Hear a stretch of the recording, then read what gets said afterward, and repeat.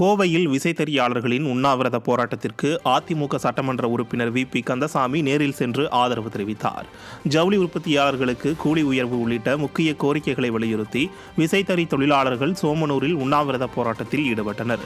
இதற்கு அதிமுக சட்டமன்ற உறுப்பினர் வி.பி. கந்தசாமி நேரில் சென்று ஆதரவு தெரிவித்தார். பின்னர் செய்தியாளர்களை சந்தித்து பேசிய அவர், விசைத்தறி தொழிலாளர்களின் கோரிக்கையை நிறைவேற்ற விடிய அரசு நடவடிக்கை எடுக்க வேண்டும் என வலியுறுத்தினார். அதெல்லாம் உங்களுடைய தினத்தந்தி பேப்பர் முதல் அனைத்து நாளிலும் வந்தது. இருந்தாலும் இந்த அரசு இதுவரை எந்த ஒரு நடவடிக்கை எடுக்காமல் அவர்களெல்லாம் வீதிக்கு வந்து இங்கே இருக்கின்ற பெரியோர்களும் தாய்மார்களும் அதேபோல நெசவு செய்கின்ற அத்தனை பேரும் இன்று ஒன்று சேர்ந்து வீதியிலே வந்து உண்ணான் இருக்கக்கூடிய ஒரு அவலநிலை இன்று இருந்து கொண்டிருக்கிறது. இது ஒரு அரசியல் கட்சியுடைய போராட்டம் அல்ல. இது அனைத்து இந்திய அண்ணா திராவிட முன்னேற்ற கழகமோ திராவிட முன்னேற்ற கழகமோ அது எந்த கட்சியுடைய போராட்டம் அல்ல.